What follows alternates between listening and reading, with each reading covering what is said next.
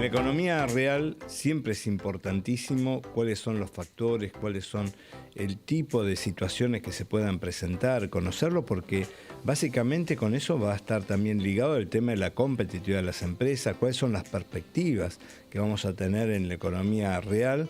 Y bueno, pero para hablar sobre eso lo tenemos al economista Pablo Das Neves aquí en línea para que justamente nos comente algunas situaciones de nuestra vida diaria de hoy. ¿Cómo estás, Pablo? ¿Qué tal, Juan? ¿Cómo estás? Un gusto hablar con vos. Bueno, un placer, gracias por tu tiempo, por estar aquí con nosotros. Y bueno, básicamente el primer tema que tenemos es cómo ves la economía argentina hoy, después de esta situación que parece ser una estabilización en cierto sentido.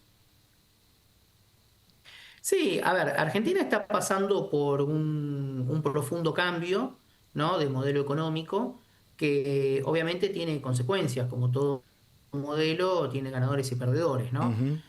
Argentina está pasando a un modelo de estabilidad y orden macroeconómico, que eso lo empezamos a ver, se nota digamos, en lo que son las variables macro, tanto lo que es el orden fiscal, el orden monetario.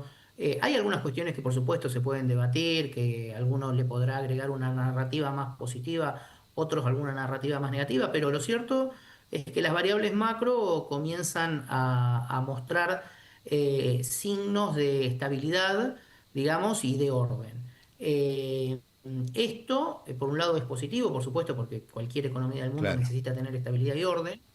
Pero el cambio justamente que vemos de modelo es un cambio que prioriza aquellos sectores e industrias que son generadoras de divisa y no prioriza lo que son sectores e industrias generadores de empleo. Ujú. Por eso estamos viendo esta contradicción, ¿no? Donde se ve, por ejemplo, en una economía como la Argentina, donde hay algunos sectores como puede ser el agro, la minería, la energía, que son sectores muy dinámicos, que crecen con mucha fuerza, y otros sectores más vinculados a, por ejemplo, el comercio, el sector público, el sector textil, las industrias manufactureras, que comienzan a tener dificultades, y bueno, y esto se empieza a sentir en las expectativas incluso de la gente, que ya empieza a preocuparse, por ejemplo, por lo que puede ser el desarrollo de los niveles de empleo y desempleo. Claro. Pablo, ¿y esto lo ves como una variable que puede representar algún riesgo para la economía en general? Yo lo que veo en realidad es un modelo muy parecido, ¿no? A lo que fue, por ejemplo, Australia en la década del 70-80, lo que fue Inglaterra en la década también del 70-80, que fueron modelos muy duros que se aplicaron, que se generó esa transición de industrias que no eran tan competitivas a industrias competitivas, Ujú. ¿no? Y esto obviamente, como toda transición, tuvo sus costos. Claro. Yo como variable lo que veo, ¿no? Es, por un lado, que la narrativa del gobierno fue positiva, o sea, ha permeado en la gente apoya este gobierno, pese a no están en las mejores situaciones económicas, y eso le da, digamos, el respaldo político para continuar con esta transición. El tema es ver cuánto dura eso, Claro. ¿no? Porque en la Argentina la opinión pública es muy volátil, ¿no? Y hay que ver si la opinión pública continúa acompañando al gobierno para lograr esta transición, que es una transición, si se quiere, muy dura, porque no hay mecanismos que de alguna manera ayuden a aquellos empleos, o mejor dicho, a aquellos sectores e industrias que hoy por hoy están con dificultades. Claro, desde ya hay como una doble situación, en sectores muy dinámicos y sectores que por ahí todavía van a tener algún tipo de problemas, especialmente en su recuperación. Y hablando de recuperación, ¿qué sectores ves con mayor potencial en sí para recuperación económica y cuáles realmente pueden correr peligros? Yo creo que todos los sectores donde Argentina tiene una ventaja competitiva natural son aquellos que van a marcar un poco el ritmo en los próximos años. Ujú. Puntualmente, lo que veníamos diciendo, ¿no? Minería, energía, agroindustria. Yo creo que esos sectores van a ser los que lideren un poco el desarrollo económico. También, por ejemplo, una gran apuesta que tiene el gobierno por el tema de inteligencia artificial, Claro. buscando inversiones en ese sentido, con la instalación de data centers y demás. Creo que eso también puede llegar a ser digamos, uno de los sectores que más empuje la economía. Y también algunos otros que, digamos, que son tradicionales, quizás más pequeños, pero que cuando uno compara, ¿no?, esa misma industria con la misma industria en países vecinos, ve que todavía tiene un crecimiento muy importante. Me refiero, por ejemplo, la industria vitivinícola, la industria yerbatera, la industria de, por ejemplo, cerezas, todas esas pequeñas industrias que están vinculadas a lo que es la agroindustria en términos generales. Uno ve que, por ejemplo, Argentina exporta cantidades mucho más chicas, ¿no? No tiene tanto mercado como puede tener, por ejemplo, Brasil, Uruguay, Chile, Claro. Paraguay. Entonces creo que ahí también hay una oportunidad de crecimiento muy grande. Ujú.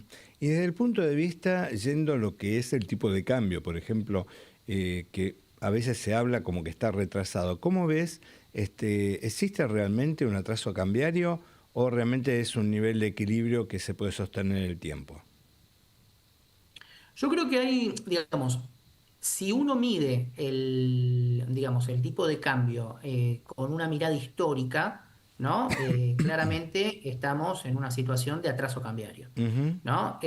Ahora bien, el gobierno ha demostrado tener una voluntad de mantener digamos, el tipo de cambio en estos niveles, ¿no? De hecho, ha tenido situaciones de estrés monetario, por ejemplo, el año pasado donde hubo que recurrir a la ayuda del Tesoro americano, porque esto también es cierto, ¿no? Por más de que algunos colegas más cercanos al gobierno se enojen, la realidad es que el año pasado Argentina estuvo al borde de una crisis cambiaria Desde ya, y claro. gracias a Dios, digamos, Sí, o sí. gracias a Trump, pudimos Sortearla. evitarla. Sí, sí. Entonces, claro. Entonces, a mí me parece que el gobierno tiene la decisión de mantener el tipo de cambio en estos niveles. Ujú. Mientras la liquidación de la cosecha abastezca el mercado cambiario, mientras haya posibles emisiones, tanto del sector público, ya sea nación, como provincias o municipios, o del sector privado a través de obligaciones negociables, va a haber una oferta importante de dólares que hoy la hay, ¿no? Claro. Con lo cual el tipo de cambio no debería estresarse. Si bien es cierto que en este segundo semestre, como veníamos advirtiendo ya hace un tiempo, va a haber algunas situaciones que de hecho lo hemos estado viendo en los últimos días, donde el tipo de cambio se comienza a mover un poquitito. Ujú. No lo veo mal, ¿no? No veo mal que el tipo de cambio siga un poco a la inflación, porque eso por lo menos va a mantener cierto nivel de competitividad para algunas empresas que exportan. Obviamente, cuando uno habla con empresarios de empresas que están vinculadas a la exportación, lo primero que le dicen es que necesitan una devaluación, Claro, de ya. pero eso yo no lo veo en el corto plazo. Bien, bien. Justamente ese es el tema, cómo afecta a los exportadores, la industria, para competir con las importaciones, así en este tipo de cambios, ¿no? Y con las tasas de interés también, si nos podés comentar cómo ves para las pymes, con tasa de interés tan alta, el tema de producir, porque realmente no tiene un apalancamiento básicamente de deuda, porque realmente es impagable por el nivel de rentabilidad. ¿Cómo lo ves como perspectiva? Sí, claramente el tema de la tasa de interés yo creo que es uno de los principales problemas que tiene hoy por hoy el gobierno. Lo que pasa es que la economía es un mecanismo de relojería, ¿no? En el momento en el que vos tocas una variable se modifica todo digamos, el ecosistema económico. Desde ya. Y sí, el gobierno tiene una política monetaria muy estricta, ¿no? De un apretón monetario constante, y eso lo vemos semana a semana cuando realizan los rollovers de las distintas letras que van venciendo, donde siempre buscan rolear el 100%. Nunca dejan plata en la calle, por así decirlo, Claro. ¿no? Que eso permitiría bajar la tasa de interés. Esto es parte del programa económico.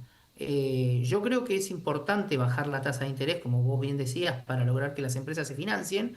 Ahora bien, para lograr eso, ¿no? Yo creo que se debería atacar desde otro lado, ¿no? No desde el programa económico, porque es muy difícil que este gobierno lo cambie, ¿no? O sea, si hay algo que caracteriza a este gobierno, es que es un gobierno decidido en el Ujú. tema económico.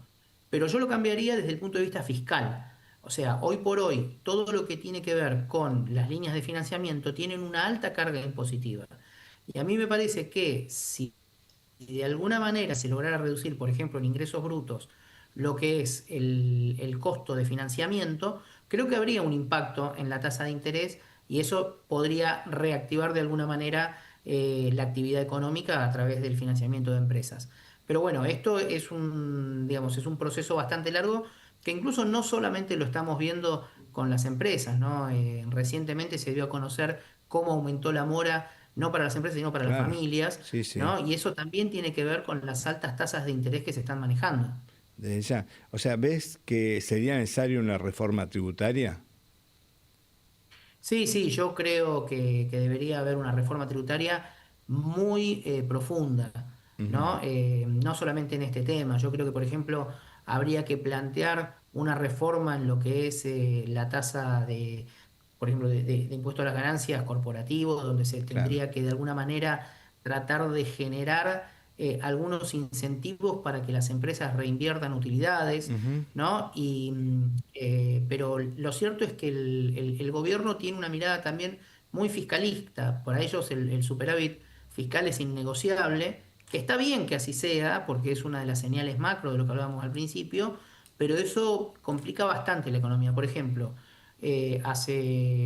cuando se sancionó la ley laboral, la reforma de la ley laboral, se implementó el FAL, ¿no? El claro, Fondo de Asistencia Laboral, sí, que esto iba a permitir que hubiese mayor volumen, mayor flujo hacia el mercado de capitales, y esto luego se pospuso, ahora en la reglamentación está que se va a implementar en el mes de noviembre, cuando se va a implementar en el mes de junio, y esto hoy por hoy el rumor en el mercado es que hay que ver si la caja lo soporta, claro. ¿no? Es decir, hay una mirada fiscalista, Ujú, ¿no? Por parte del gobierno que no permite este tipo de políticas que generan incentivos para que haya mayor flujo en el mercado. claro, desde ya, desde ya.